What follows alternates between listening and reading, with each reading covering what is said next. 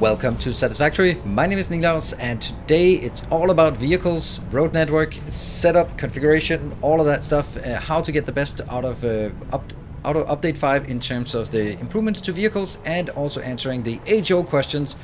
Is a fully integrated many-to-many truck network a viable option for update 5? I know this is a question you've all been asking yourself, and if you follow this video, you will have an answer. The short answer is yeah, kind of, yes, maybe, no, it depends. So I guess you have to watch the rest of the video to really get the details. I'll be showing you this space and how it has evolved. If you're only watching here on YouTube, then you will probably feel that it has improved massively compared to what you've seen. That is because this is taking mainly place, the build, design, the exploration, the expansion, infrastructure, all that stuff is taking place on Twitch. And I'm going to use the YouTube episodes here for highlighting, for showcasing, for tutorials. So if you want to be part of that more extensive build and just hang out and while we are building and come up with good designs and yell at me for my stupid mistakes, then it is over on Twitch TV/Nilaus. I'm streaming this at least 3 times a week on Tuesday, Thursdays and Sundays at 8 p.m. Central European time. But it's also you all can also watch the VODs by checking out the VOD channel, which I have linked in the description below. And as I am ranting and rambling about my my own content, then we have reached the first location of interest. What I'm going to do in this episode, we are going to move a bit around in the base so that we can see what's going on and what we have available. And I'm going to use this opportunity to... I think that's been stuck there for a long time. Please move. Thank you. To show you some of the new things that in the factory that you might not have seen if you are not fully up to date. You can see lots of stuff are happening all over the map. And what's most important is that you can see little tractors are moving everywhere, because I have built a quite extensive tractor network and tractor, whatever. I use the sugar cubes because they're cute. And I have this specifically designed it so that to increase congestion at certain areas. Let's have a look at the design of each station, because that is an integral part. First, look at the roads. They are beautiful, aren't they? They are 2 foundations wide in each side. I think that's necessary in order to make sure that they can actually drive and they can hit the roads. I put barricades. These barricades are only for show, because if they decide to go over the barricades, oh yeah, they will disappear. This factory, what we're looking at is the heavy modular frame. And if we just take a peek inside the factory, you can see it is looking beautiful. 3 manufacturers doing heavy modular frames. Unfortunately, we are out of steel pipes, but that is a known issue. The way I'm structuring it is by having number of stations. You can see there are 5 stations. 4 of them are inbound stations. So you can see this is called heavier frame encased. It is now only taking 1 product in, and that's the encased industrial beams.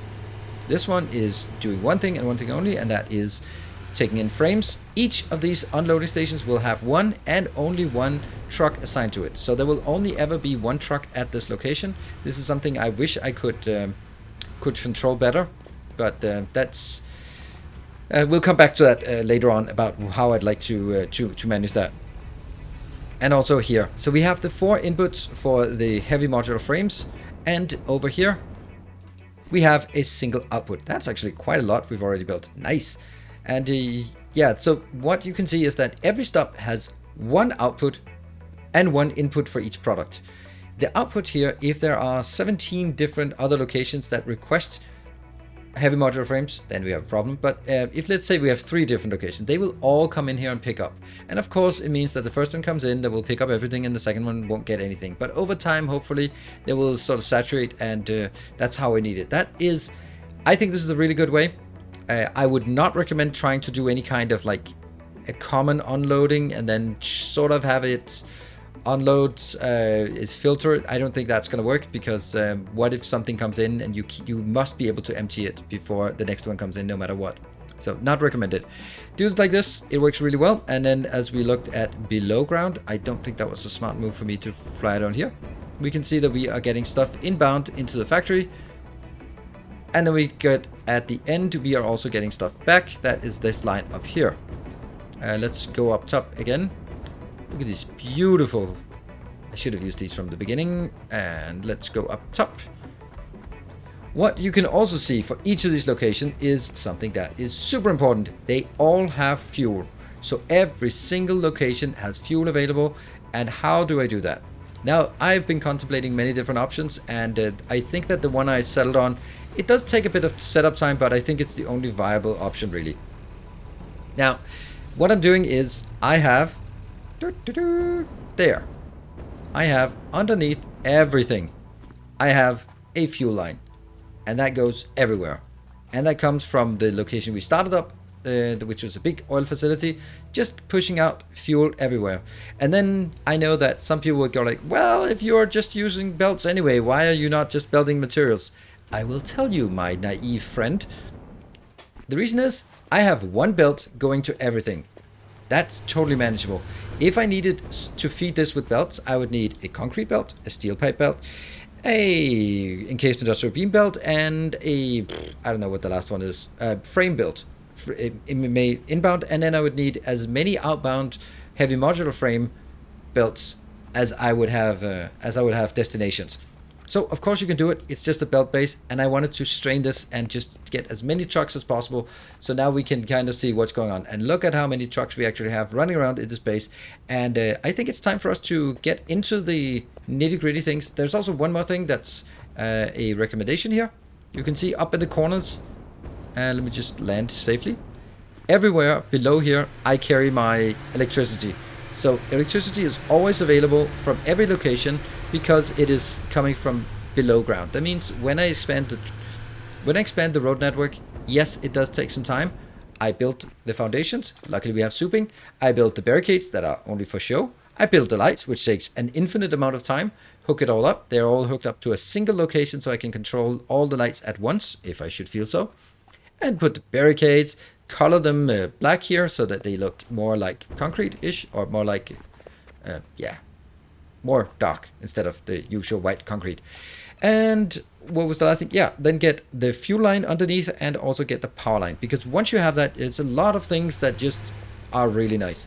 Now, we are going to use this opportunity with the one in front of us to, thank you, autosave, to have a look at then some of the issues, problems, and to do that, we are going to go find the most busy place, but we might run into a few interesting things on our way to the most busy location on this. There we go. That happened. Now, what the hell just happened? Oh, we also... Oh, yes, thank you. All right, so let's just conclude. Trucks are not exactly 100% non-derpy, but, I mean, it's also kind of fun to see them derp around like this. But it is not super reliable. What happened was, and I'll see if it happens again. Oh, I bump into things. Yeah, now there's a lot of bumping into things. It's basically bumper cars at this point. I can't move forward. You can hear how much I'm trying to move forward, but I can't. Because what we've done is we have bumped into, and I still can't. I have to back up, go forward. I have bumped into what I can only imagine is, yeah, there we go again. Something behind the trucks is sort of blocking forward progress, and it's incredibly annoying. It's probably one of the worst parts of the implementation. I do understand why it's done, because when you have trucks, you want to make sure that they space out so they don't get too close to each other. But I think that it's overly aggressive, this part. There we go. See again, why am I blocking here? There's nothing in the way of me. I think that's something. It might be like 5 arrows behind that it blocks progress. I don't exactly know, but it's one of the things that means that there is a very hard limit to how many trucks you can put on this network.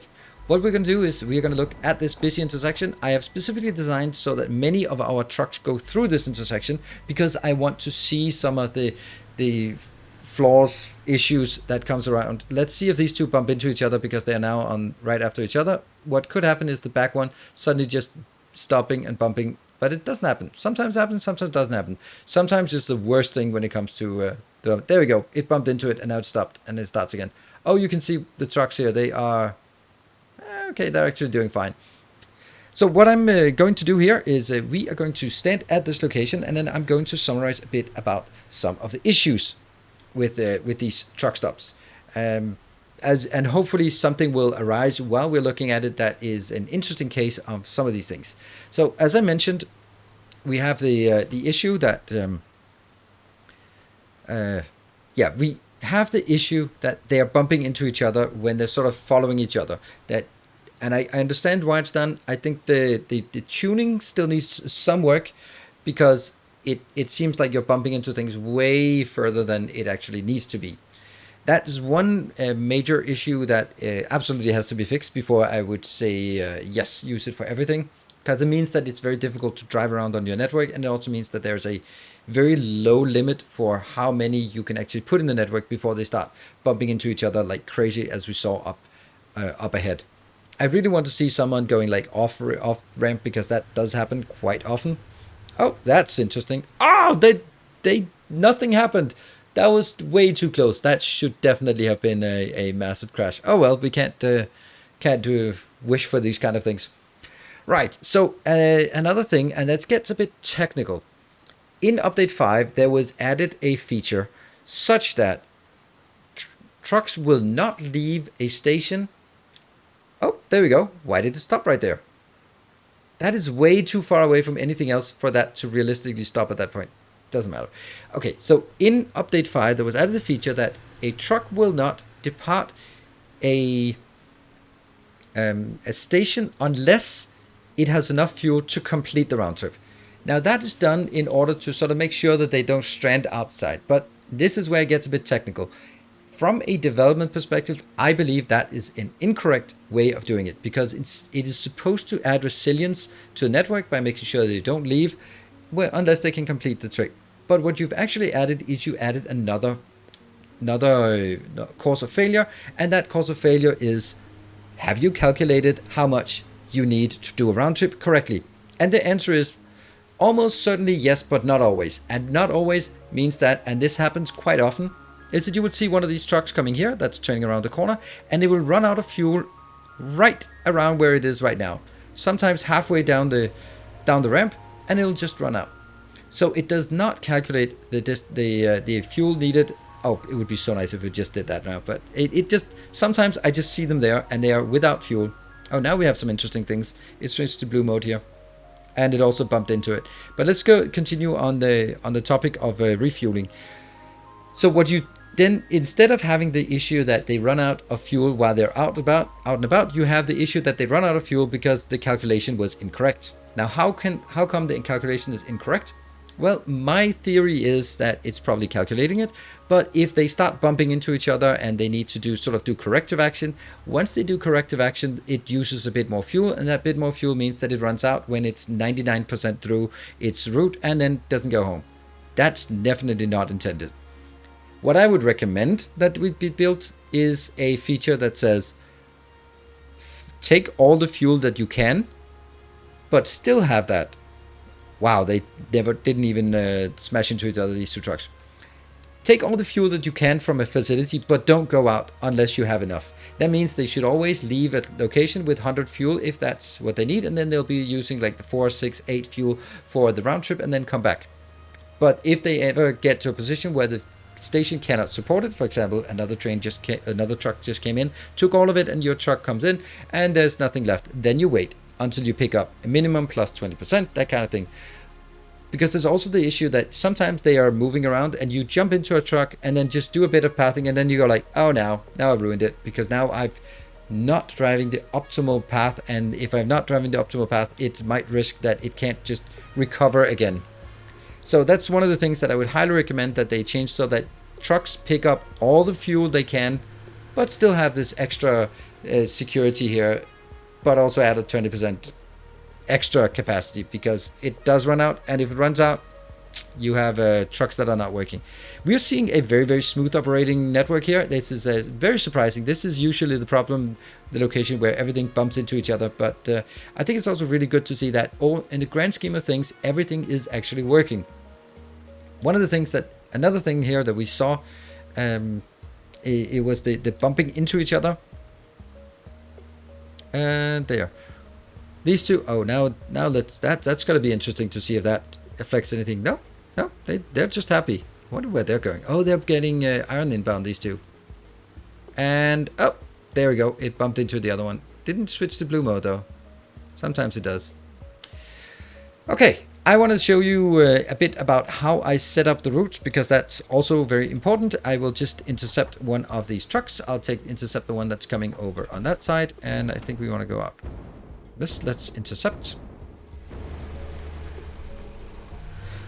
See, now it has 7 remaining. If I look here and open the pathing, I have kind of messed up the naming, but it should have been like this: heavy frame colon whatever it's inbound.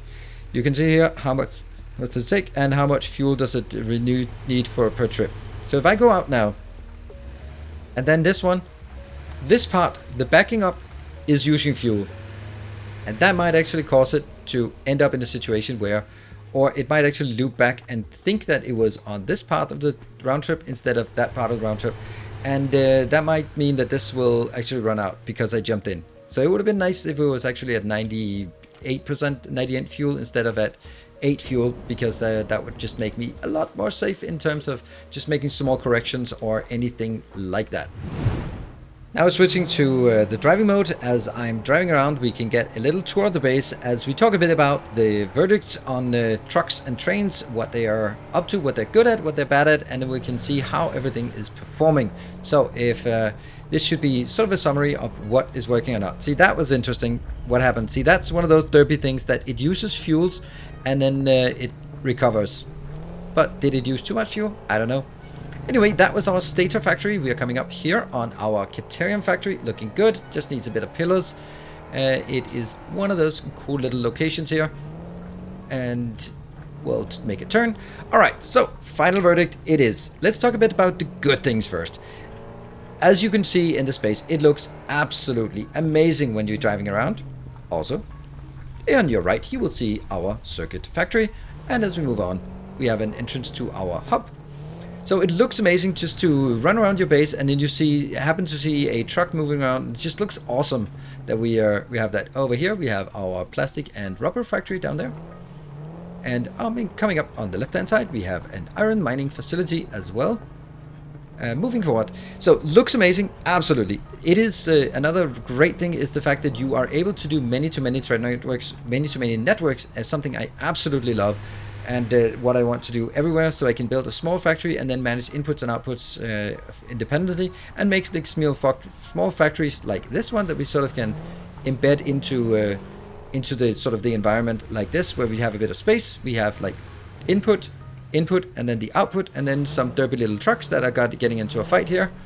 But that's kind of also the essence of what we want to talk about. It switched to blue mode because it was bumping in, and I'm probably, as I follow this, I'll probably be bumping into, there we go, I bumped into it, and that's one of the issues. But let's go, let's continue on the good things. The capability to do many-to-many in the thread network is absolutely amazing. Also the recovery, you saw that blue mode just there, is super good. And if I bump into this again, oh no, I get it, then I'll just be frustrated. That is, by the way, encased industrial beams. All right, I think that with me bumping into invisible blocks, that's a good transition to go into the negative side of things, and also talk about the things that I would hope that's. Yeah, let's talk about the things that are not working completely ideal. How about that? I think that would be a prudent time to do that. It seems like a reasonable time to cover that area. Because it's not exactly flawless as it is just yet. Let's move up again, and then we can continue that. As you can see, there are some strange collisions. That is just one thing, and it's always been there. It's kind of fun, but it also makes it a bit hesitant about sort of 100% reliance on this, because it's blowing up like that and just losing trucks. Luckily, with the recovery, they are able to, well, yes, recover. And we can just move on. I will get back in the truck and we'll be doing some driving as we move around the base here. Okay, so one of the things, the refueling is an absolute... Oh, I can make it. Yes. Refueling change is not good. We talked about a bit in detail. It needs to be that they pick up as much as they can to pick up to refuel, and then we can also have that, but otherwise the calculations need to be way better, plus a buffer as well. And saving fuel is it doesn't save any fuel, it just saves fuel in the buffer, and I don't really care about that. So it doesn't make sense for me to do that, to have that. So refueling change, definitely you've just made the system more vulnerable instead of less vulnerable. So that's let's roll that back to actually figuring it, taking everything available. Oh, we're getting stuck in this. And this one is by far the most frustrating thing when using trucks. This bumping into invisible things on the map is is really, really bad. It's infuriating, and that's not good. Having a feature that is just causing endless frustration, bumping into invisible things, is no fun, and that needs to absolutely be fixed. Having sort of a little hitbox behind it is fine, but having a hitbox that is insanely big, like 50 meters behind, doesn't work at all. So that's definitely something that needs to be. One of the very, very interesting things that I really want is, for example, this is probably a perfect example. Let's have a look at this. What do you have? You have a ton of Caterium. So right now, if we look at this one, and I am going to show the path nodes. Yes, please. If I look at this is my option. I have 16.5 seconds of waiting time. That's just the time I spent waiting here. But what happened now with this truck? It left, and it left with, oh, I'm just going to delete that so it doesn't get wrecked. It left with 95% of its inventory inside and went out there and came back. It is absolutely needed that we need a condition here that says wait until empty and wait until full. No, that must be there. It's that simple. That has to be added. Must do it. It is burning through so much fuel, my network, because it's driving around with full trucks, and there's nothing I can do to prevent it. Setting this one up to a higher number will help, but I have to sort of manually time everything, calculate the uses under different scenarios of full capacity burn. It's not good.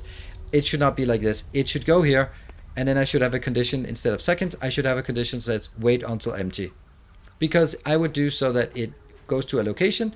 Here, because I only have one truck ever on this location, I would set this to wait on it's empty. Other people who would design it in a different way, where there would be one on the output side or the loading side, would probably have a condition that says wait until full, so that it stays there, waits until full. So because there's no point in driving around the truck for, let's say, something like turbo motors. Turbo motors are just not going to be a lot of those. So you want to have a condition that says wait until full. That is something that absolutely must be done in order for this to be a really scalable solution for a many truck network. Then we talk about auto routing. Auto routing, you can see now I have these lines here, and because this, I guarantee you that this slowdown was because I was bumping into things as something else was coming, or I was waiting for something else to go by. These blue arrows, please, for the love of God, allow us to place them ourselves. It is so frustrating that, first of all, driving the straight line is impossible. This is pretty damn close to a straight line. But let us do this. Let us just say, I want a blue marker there, I want a blue marker there, I want to cut this corner so I make several blue markers around so it gets a nice smooth turn and then blue marker. It would just allow us, I think the markers are fine if you want to do like in terrain, but if you want a base where trucks move inside the base, you really need more markers. For example, this corner here, I had to drive extremely slow in order to have it poop out more blue markers. But let us just do it ourselves so we can make it a smooth turn here, instead of having it sort of make assumptions about these. And it would just give us so much more control, and would make it so that we could make like really nice routes, which it isn't quite possible to do just now. I'm going to remove that one. So I think that is an absolutely essential thing to give us that opportunity as well. Oh, they are facing to each other. Like that works really well. Sometimes they do bump into things, and now it's doing weird stuff. Like what are you doing? What are you doing? Why are you backing up down? This thing here is probably why it's going to run out of fuel, because now it drove some extra distance. So it's really the small things. We're making this step on the progress here is huge in terms of how much better the trucks are, because I'm actually able to have a base that is somewhat functional using trucks at this point, which is amazing and hasn't been possible before, I think, not at least having them condensed like this. And the recovery is super amazing. But there are these things, right, that needs to be done. Just brief re-summary. The bumping into invisible markers is a horrible thing. The refueling needs to be redone so it doesn't run out of fuel. And let us condition on pausing so that we can actually control our stuff so it doesn't just keep burning fuel for no reason driving around with full trucks. You'd never want to do that. You would have it wait. So conditions on pauses with wait until full, wait until empty, and then allow us to put down the markers ourselves so we can design the route without having to drive the truck. And even especially in a busy network, as I'm driving these trucks, I kept bumping into the invisible markers, which meant that I had to redo the recording or go back and manually remove some of the markers. Just allow us to turn up the markers. So with those things done, we made a huge step forward, and it's super good to see that CoffeeStain is finally addressing some of the things that is needed to make this really unique capability, because it looks so awesome. We want to see bases with tons of sugar cubes running around, also a bit derpy bumping into each other. That's fine as long as they recover, but there are some things. So I say that if you're considering doing a full truck network, something that I'm doing here, you're going to be running into a lot of frustration. And I would say it's not quite ready for prime time. It doesn't get my recommendation on seal of approval. It's fine for an experimental release, so we can test it. And I've done my very best to do an extensive test and really strain it. So yeah, I guess the conclusion of all of this is it's time to get into trains, right? Let's get into the trains.